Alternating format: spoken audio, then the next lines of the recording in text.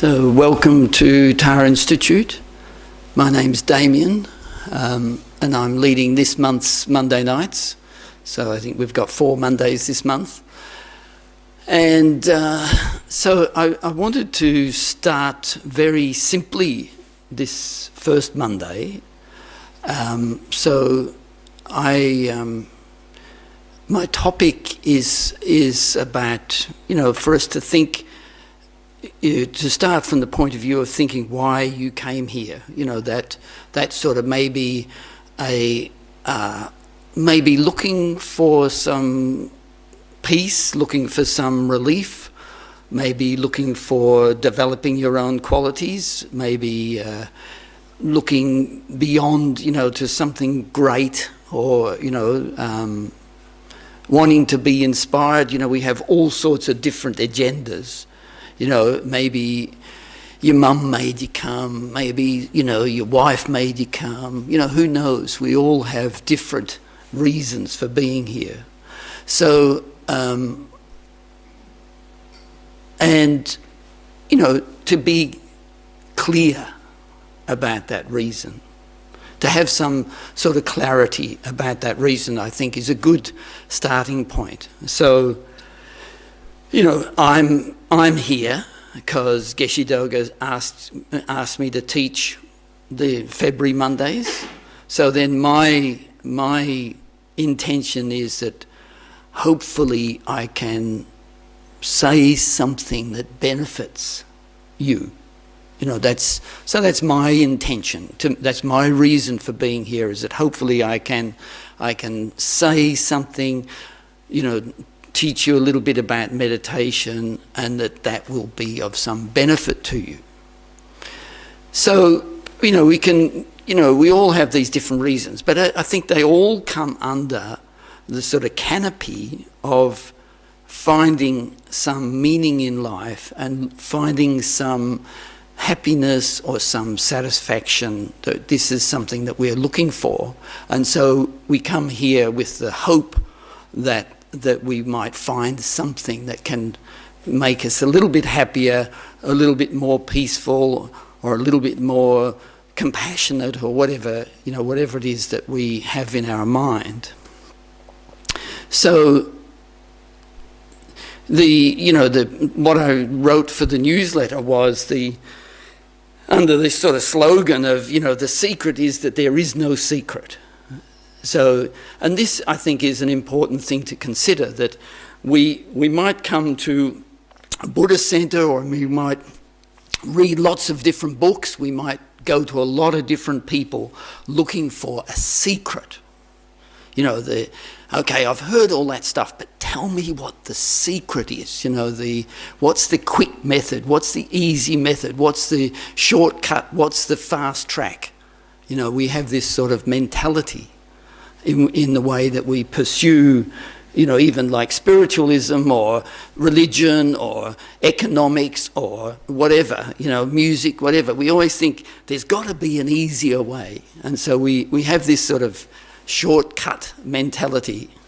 This particularly seems to be a characteristic of the West. In Asia, that's generally not the approach that people have. So, there's the famous violinist Yehudi Menuhin, I think it was asked what could he recommend, or what was the secret for his violin skills, his musical virtuosity, and he said, practice, practice, practice. So for us, in a way, that's sort of part of what I want to say this month, is that we all have an appreciation of what love and compassion is, because we know that when somebody is genuinely affectionate to us, when somebody is genuinely caring for us, we know that is a very beneficial thing. We can experience that. The love that somebody shows us, the care that somebody shows us, the patience that somebody shows us, we can experience the benefit of that. So You know, this is part of, similar to examining why coming here. You know, I think one of the tasks that we can take on is to examine your own experience when somebody shows you love, when somebody shows you generosity, you know, real caring generosity, unconditional generosity. When somebody shows you compassion, you know, when you're in need, whether you're in need physically or psychologically, whether you're down on your luck, whether you're upset by something, and somebody shows you genuine compassion and care for your suffering, and then you can feel the benefit of that. So for that reason, I would say that we know the tools. We know the tools that are needed for happiness. We know the tools that are needed for our peace of mind. You know, we know the tools that are needed, that are needed for our development, for our cultivation of a better me. We know those tools. But for whatever reasons, we sort of ignore that.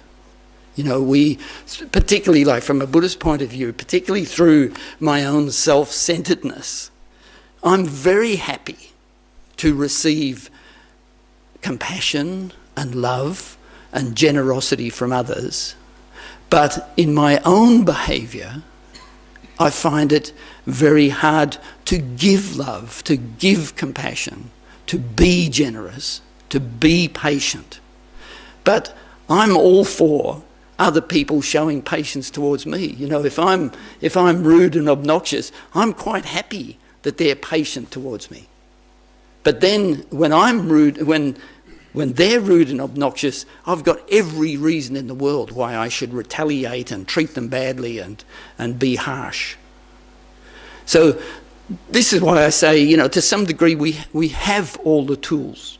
You know, we actually have the tools, because from our own experience, we can learn the value of love and compassion, of generosity, of patience, of respect, dignity, all this sort of thing. We can see it if we look at our own experience. So, you know, then the worthwhile question then is to really try to understand how, you know, why do we live on such a one-way street? You know, we are so happy to be shown affection, patience, compassion, generosity by others. We're so happy with that. But when it comes to ourselves, we have all sorts of reasons and logic and rationalizations as to why I cannot show compassion or love, patience, but instead I'm happy to show anger, resentment, arrogance, inflated pride, etc.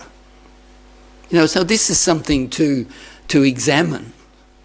And so, you know, in the same way, if you want to be a concert violinist, practice, practice, practice. Here, the secret which is no secret, is familiarise yourself with those basic human good qualities, you know, love, compassion, patience, generosity, you know, like from a Buddhist point of view also, enthusiasm for doing the right thing.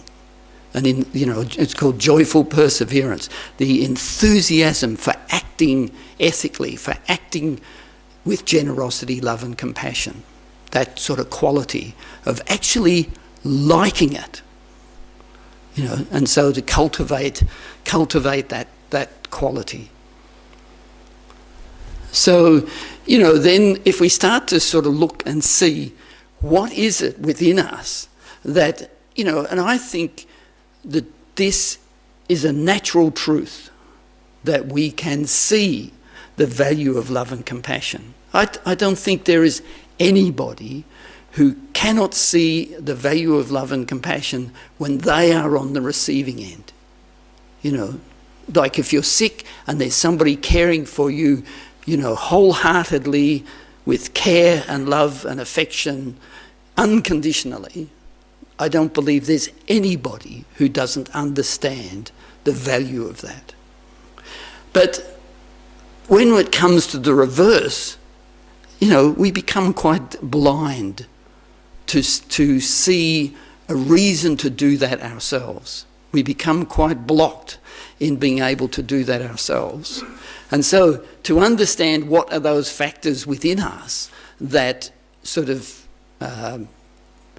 maybe create that block, that create the ability for us not to show love and compassion, generosity and care and patience. So, and I think we also have the tools within us to understand or to see what it is within us that blocks our demonstration of love and compassion. And certainly from a Buddhist point of view, this all stems back to a self-centered obsession, a sort of an exaggerated self-importance, which causes us to basically look down on everybody else. And so not see the value of expressing love and compassion to others. So, you know, we know that, you know, I don't think, you know, as soon as we contemplate this, none of us would deny that love and compassion are valuable. Nobody would deny that. And so we then, you know, this is, so we've got this sort of, you know, love and compassion is wonderful, but we block it within ourselves. So to see that blocking mechanism and to see that, you know, at times we do express love and compassion, you know, due to various circumstances, particularly our mental attitude towards somebody. You know, with a certain mental attitude towards somebody, we can readily express love and compassion. Now, so we have that potential that we can express it. So just in the same way as wanting to become a concert violinist, the issue, the activity here is exactly the same. Familiarise yourself with those qualities of love and compassion, of generosity, of patience, of care, of non-arrogance, non-anger, non-jealousy, you know, the non-hatred, non-resentment. You know, familiarise yourself with the positives of love and compassion, but also familiarise yourself with the absence, you know, making anger, arrogance, jealousy, hatred, miserliness absent from your mind and from your experience. So they're basically the two key elements of Buddhist training, is familiarise yourself with the positive qualities and familiarise yourself with the absence of the negative qualities. And like I say, I believe that we already have the tools in place to recognise love and compassion, and to recognise anger, resentment, inflated pride, arrogance, miserliness. We have those tools. These are not foreign concepts to us. So for that reason, I say that the secret is that there is no secret. But we may then still experience some sort of mental blocker come in and say, well, I don't want to do that. You know, and so this again is something to analyse and to understand that that self-centeredness is resistant even to something which by all logic seems definite. You know, so that is where we need to really, again, familiarise with the logic, repeatedly familiarise with the logic, repeatedly familiarise with the destructiveness of anger, so that you are so certain that anger is universally destructive, and hence you come to a point in your life where you resolve to not have any anger. But to get to that point, you have to repeatedly convince yourself of the logic that anger is destructive. You know, and to repeatedly convince yourself that showing love and affection to others is of absolute benefit to others and to yourself. And to familiarise yourself with the logic and reasoning that that is a good path to follow. So that's why I say, you know, tonight, just talking very simply, we have the tools. We just need the perception of the value of those different qualities. And we then have to have the determination to familiarise with the positive and familiarise with the absence of the negative. And then the result will be happiness. The result will be a better person, you know, myself, a better person. So something that Geshe Doga says regularly in his teachings here, and also His Holiness the Dalai Lama was saying in India, you know, this idea, like Geshe Doga has sort of put it this way, that if at the moment you wake up in the morning, you have the thought, today I am going to benefit others and I'm not going to harm them. You know, that's your first thought in the morning. And he said, if you do that every day for a month, at the end of the month, you will see that your attitude is different. You know, to wake up with the thought, you know, I'm going to work today, I'm seeing my sister, I'm going to cook dinner tonight, I'm going to, you know, interact with these people, those people, but today I will benefit others and I will not harm them. You know, that's the motivation for the day. And you repeat that motivation every day for a month. And Geshe Doga says, at the end of the month, you will see that it's had an effect on your mind. Approaching each day in that way. And again, this is the value of familiarization. You know, daily meditation, daily contemplation of what is valuable and what is harmful. You know, we can also, like, you have that resolution, I will not harm others, so we can then say, you know, so-and-so at work that I get upset with every day, today, I will not get upset, I will not get angry. So we can make that sort of very specific resolution. You know, today, this person who annoys me, today this person will not annoy me and I will benefit them. You know, have this sort of resolution. And we do that, if we do that daily for a period, then we can see a benefit, we can see a change in our mental experience, in our attitude to others.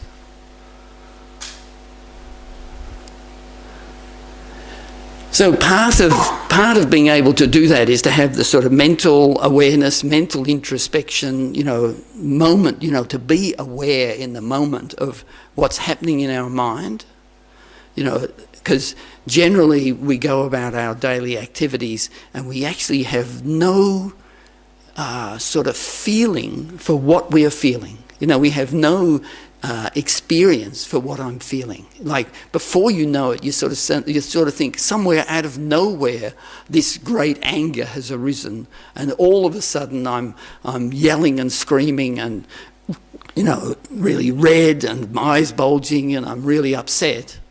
And you think that it's come from nowhere, but it has come from a step-by-step incremental development. But we don't see that. We only see it when it's become excessive.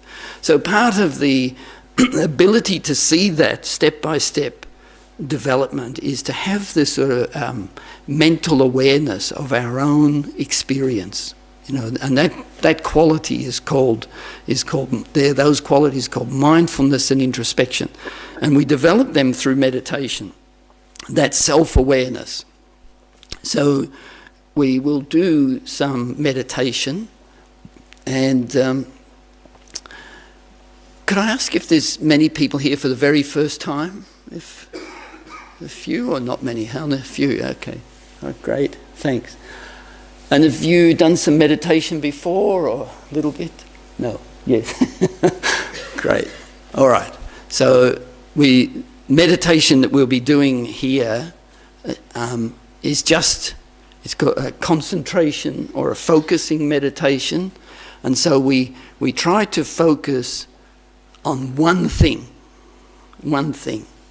And we hold the focus on that one thing. And by the process of holding our focus on one thing, all the other things are absent. You know, so we focus on one thing, and as a result, all the other things are absent. And so that means that all of our normal mental turmoil, all of our normal distraction, you know, momentary distraction, thinking this, thinking that, past, present, future, what about this, what about that, this person, that person. If we focus on one thing, all of that discussion, all of that noise ceases. And so in that process, we can experience some mental peace, but more importantly, in a way, we are training our mind to be in my own control. We are training the mind to be in my own control, instead of just being at the whim of every distracting thought or sound or sight or other person, you know, instead of just constantly being a flow of distracting just garbage. So if we can understand that, focus on one thing, all other things cease. And so that's the idea behind the concentration meditation. We focus just on the breath, and because of that, we experience the mental peace of being free from all of our distractions, all of our mental turmoil, all of our past, present and future obsessiveness. So the object of focus is the breath, just as it comes in and goes out.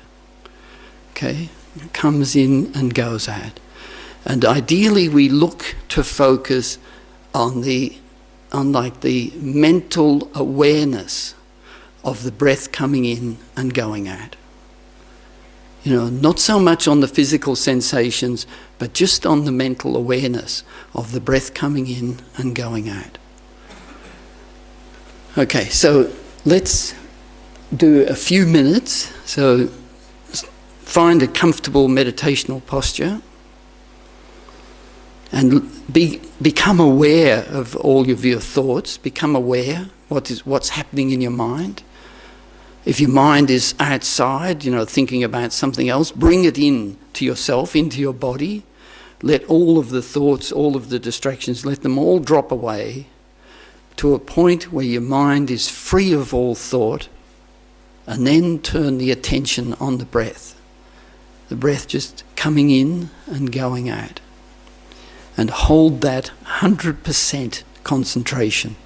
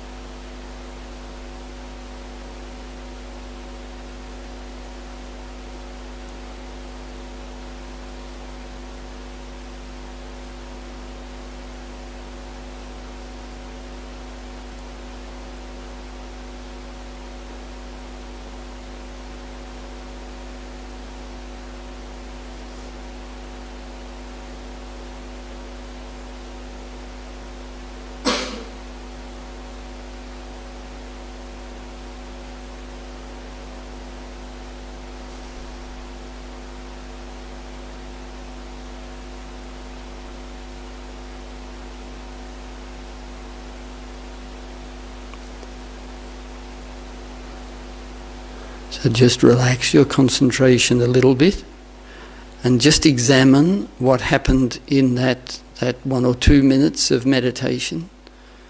You know, check whether you were able to keep your focus on the breath, and recognizing maybe your sleepiness or distraction. We repeat that little meditation exactly the same, but with a strong determination to keep the focus 100% just on the breath. So repeat again the same meditation, holding the focus on the breath coming in and going out.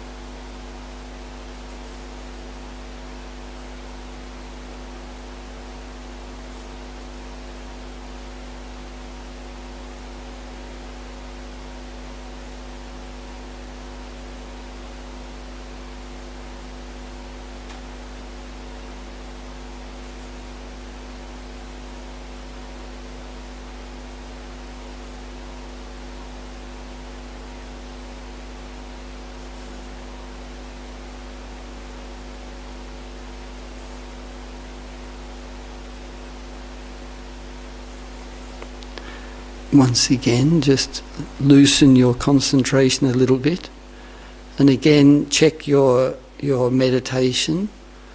You know, were you distracted to some outside noises?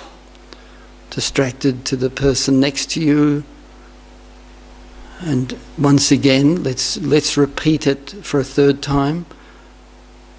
Again, the same meditation with a strong determination to keep the focus just on the breath.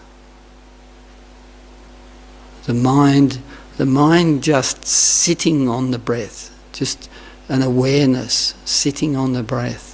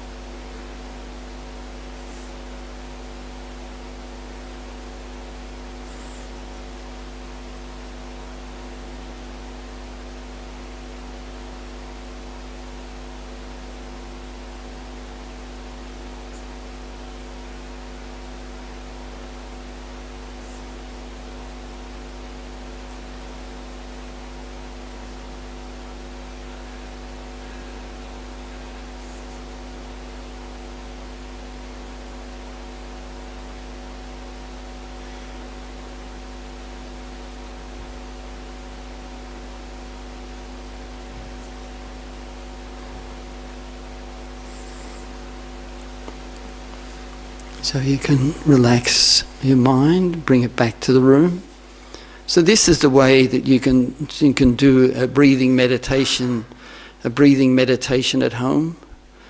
My feeling is that the short sessions like this, very short, 1 to 2 minutes, and then the sort of reaffirmation of your motivation and your desire to do the meditation properly, that helps a lot. So keep the meditation short, otherwise it just becomes a daydreaming exercise. But so that, like sitting down, 5 or 6 minutes, 10, maybe 8 minutes or something, you can do 3 short little meditations like that. And I think it would be very beneficial. So now let's do what's called an analytical meditation. This will be very, very short. So in my talk, I've made the assertion that we very readily and happily accept love and compassion from others. We accept the patience of others. We accept the respect and the dignity that they show us, that they give us. We like that affectionate care, the loving concern that others give us. But when it comes to me doing that for others, that I find reasons or logic or barriers or blockers that prevent me from doing that. So let's spend 2 minutes thinking in your own life experience, up to this point in your life, is that true? Are there examples where we, very happily and joyfully accept the compassionate care of others, but when it comes for me to show care to somebody else, there's a reluctance or a disinterest or a barrier. So let's see if check your own life experience to see if that's true. So let's just spend 2 minutes. So find examples in your life of both. One is that the loving care and compassion that somebody gives you when you're really in need of help, that is such a true source of happiness for yourself. Is that true? And secondly, when somebody else has needed care, whether there's some barrier or reluctance or disinterest from your side. So let's examine your own life situation and see if that is true or not.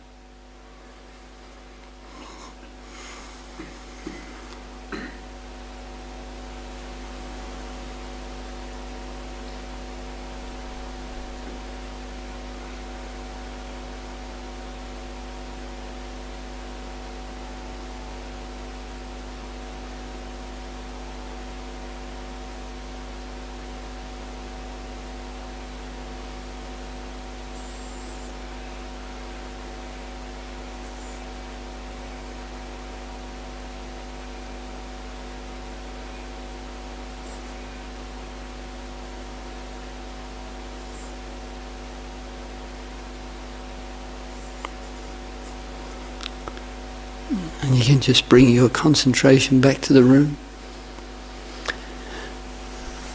So we have some time now for some discussion or questions or whatever.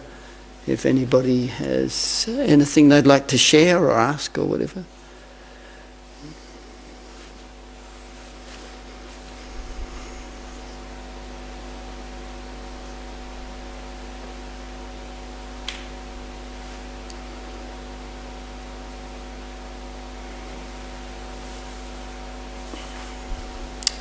Christopher.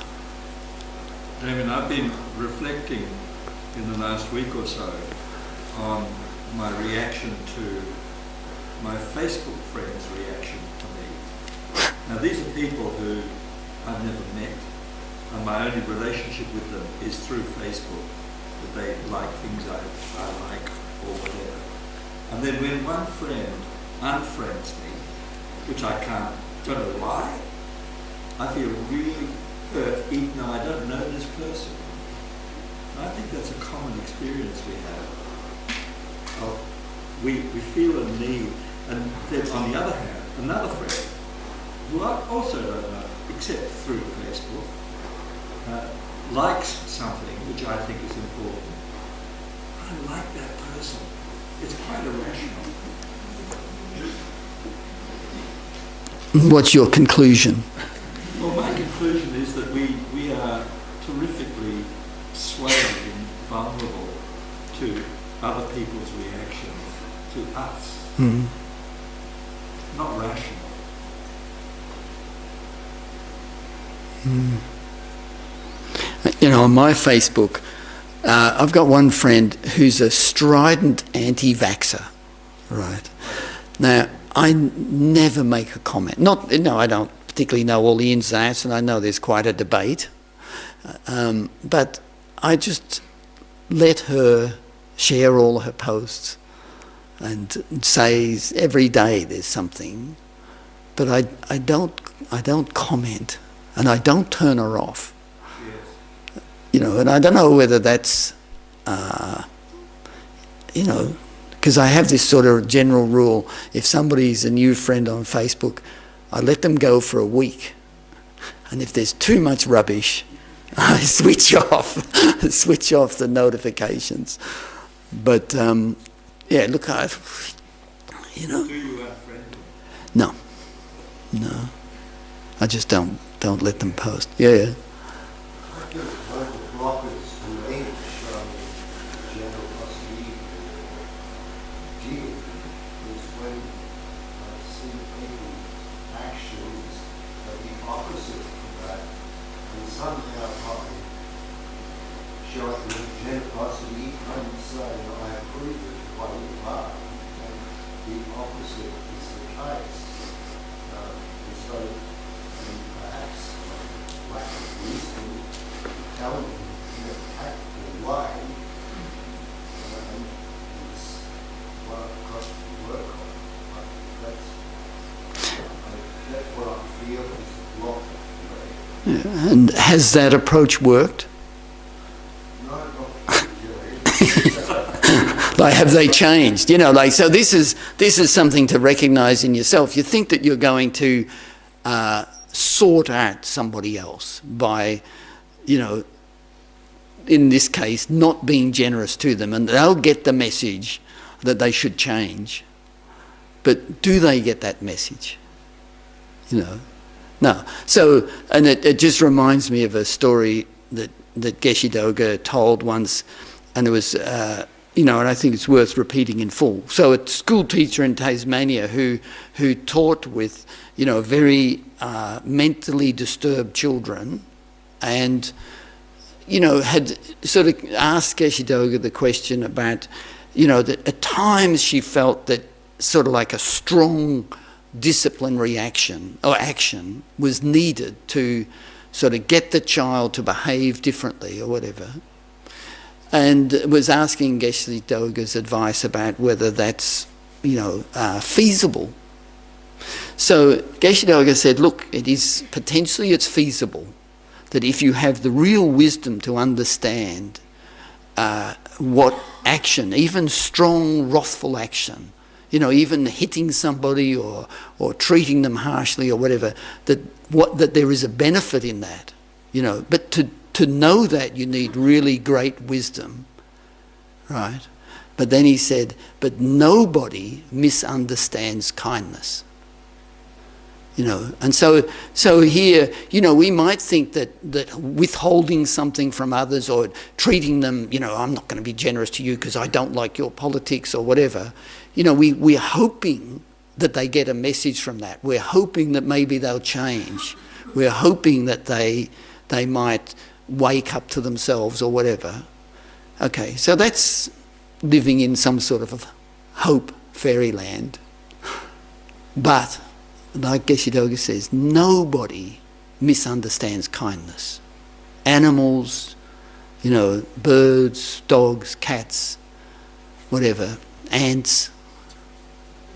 Nobody misunderstands kindness.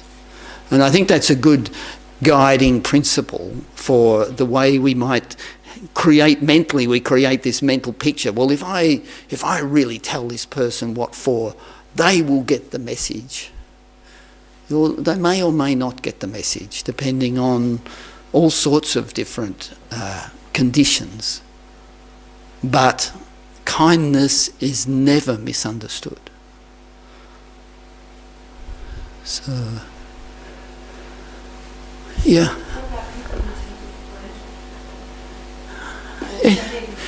Everybody takes me for granted.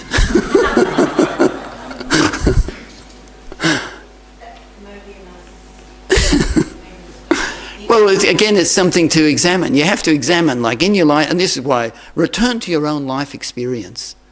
You know, we might have tried all these different things at different times.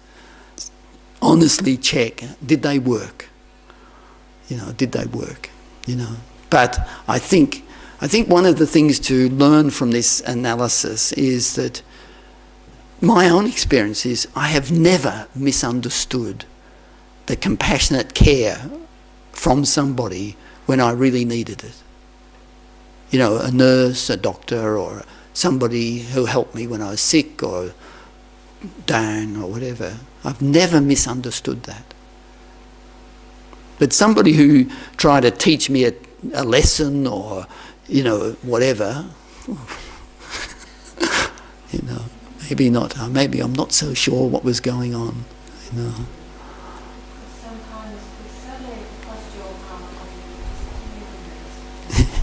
That's right. Yeah. Look, I don't know. I think this is why I sort of like part of my theme this month is really simplistic. Really simplistic. You know, on that level of a dog or a cat does not misunderstand kindness. But a dog, you know, harsh treatment of a dog or whatever is complex, you know. And, you know, may not be that beneficial, you know. So, yeah. Yes.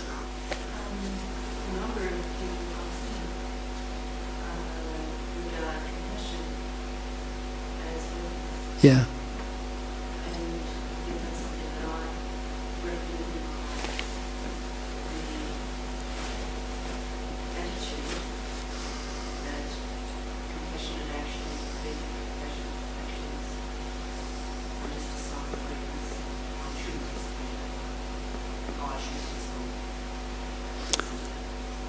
So you think compassionate actions are a sign of weakness, or you? No, I don't. Yeah.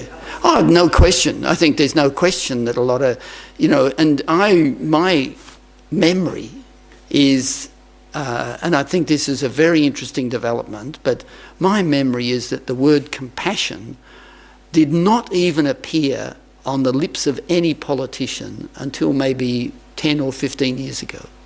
Just if I think back 25, 30 years, I don't believe the word compassion ever appeared on a politician's lips. But now you see that compassion gets trotted out quite regularly in political speeches. And my personal feeling is that that has come from the work by the Dalai Lama in his visits to many countries and constantly talking about the value of compassion.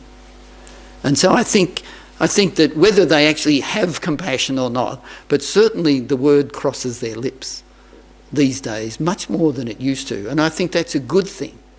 And I think in general the word compassion is, you know, and there may have been a time in the past where it was not used in general society conversation much.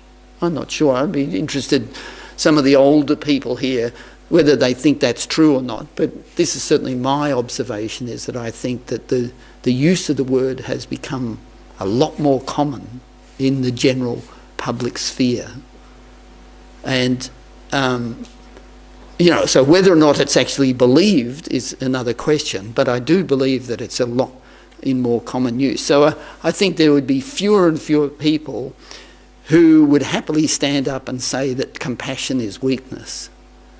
You know, so I mean, there's some prominent ones, but in general, I think that's less common. But what's the definition of compassion?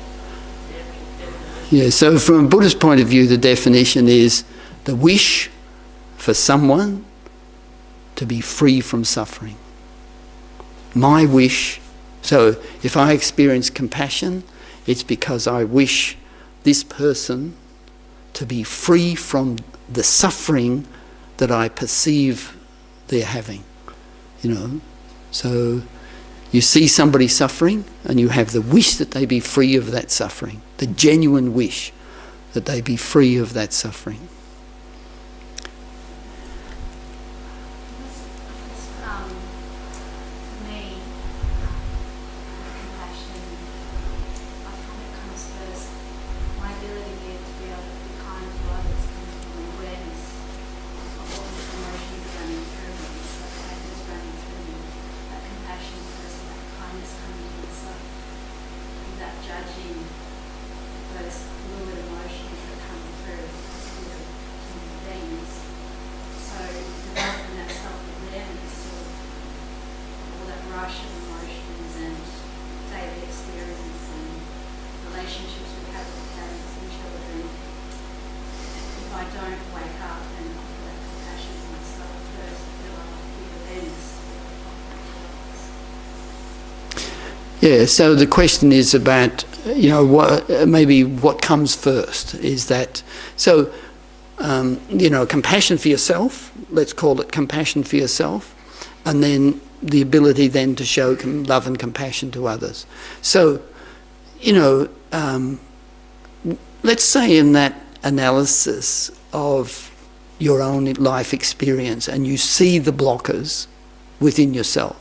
So one of the great blockers within ourselves to show love and compassion to others is anger, right? So to see anger within yourself, not only as a blocker to showing love and compassion to others, but also that your own experience of the anger is incredibly destructive of your happiness, of your well-being, maybe even, you know, with a long-term anger sort of habit, your own health, your own mental well-being, your cardiovascular system or whatever is harmed by anger.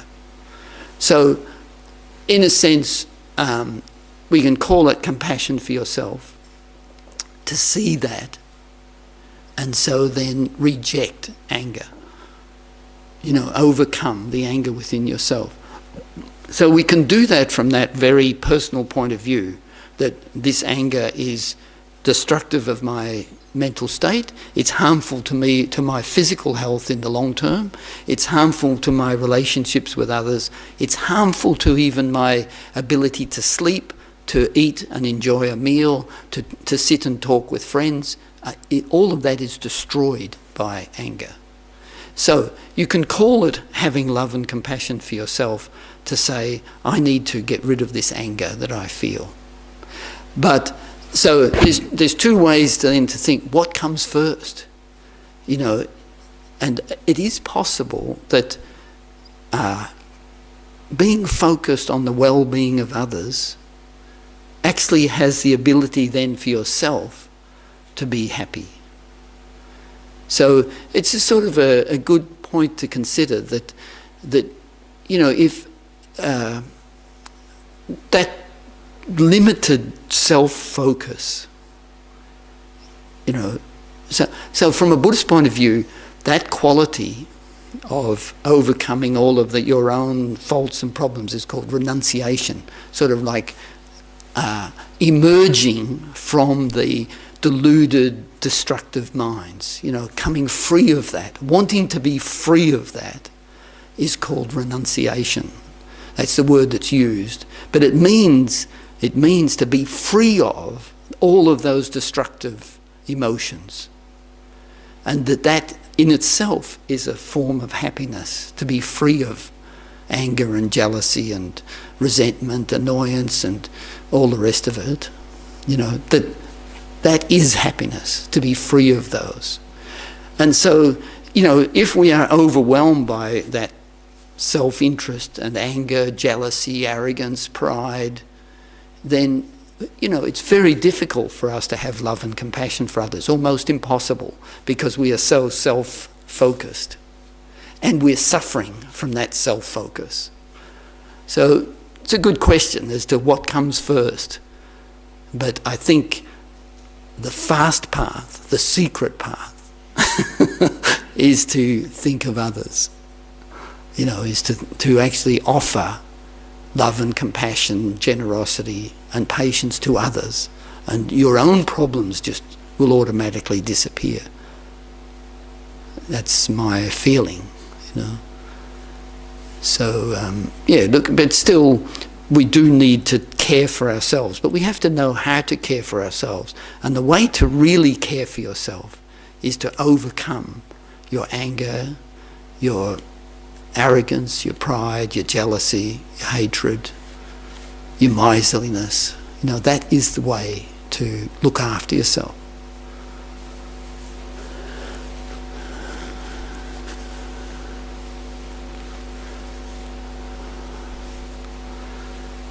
All right. So let's finish with a little meditation. Or is there any other questions? Somebody had something there? Burning a hole in their psyche? You know.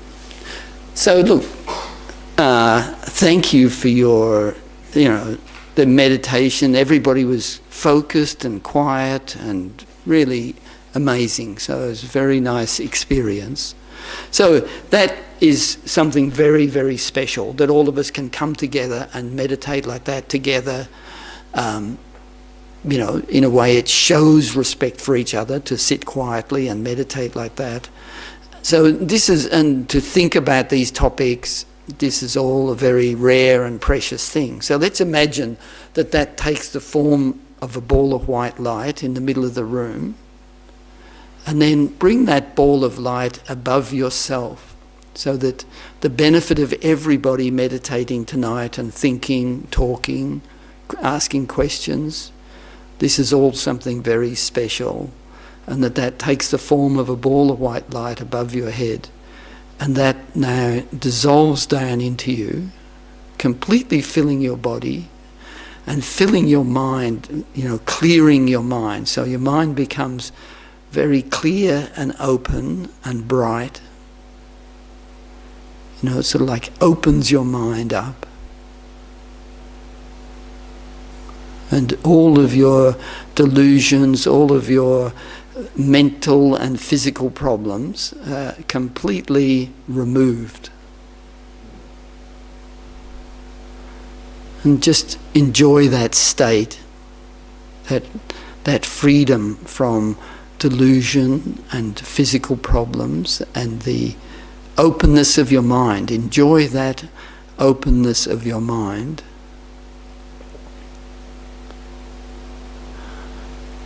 And imagine all that benefit collects like a big egg at your heart of white light. Collects into this egg of white light at your heart.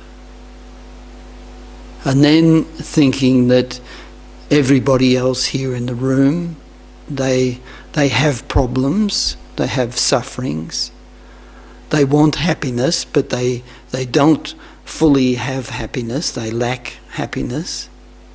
And imagine that the rays of light go out from your heart to everybody else here in the room and bring them happiness. Bring them freedom from all of their fears, their anxieties, their suffering, their mental turmoil, their anger, their loneliness. Imagine everybody else here becomes free of those sufferings, and that all good qualities are developed within them.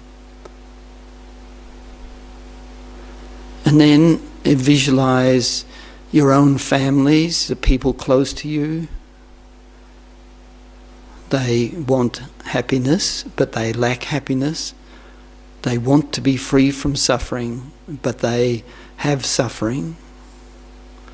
So imagine the rays of light go out to them and fill their bodies and their minds with this clarity and freedom from suffering.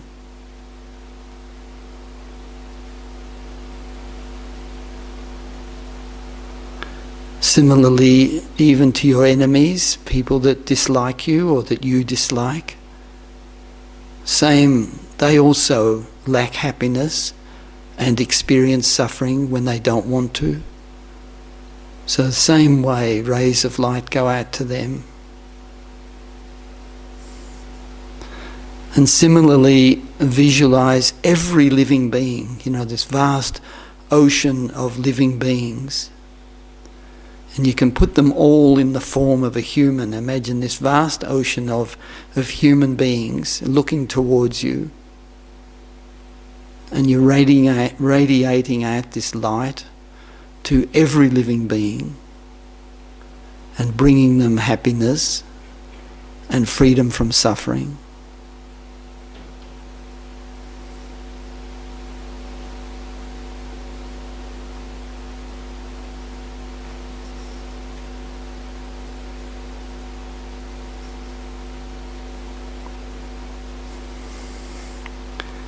Then imagine all of this light comes back and dissolves into your heart. And just feel a great rejoicing at being able to visualize this. Actually being able to do this.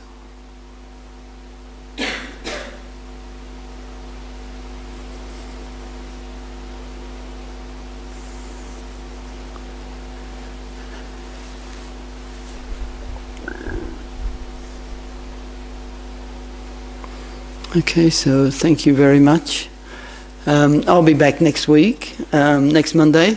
So I think tomorrow is New Year. That's why this picture of His Holiness is set up here, I think, to celebrate New Year. And Geshe Doga starts teaching on Wednesday night this week. So that's kicking off the year again. So thank you very much. And there's cake and coffee and that up in the dining room.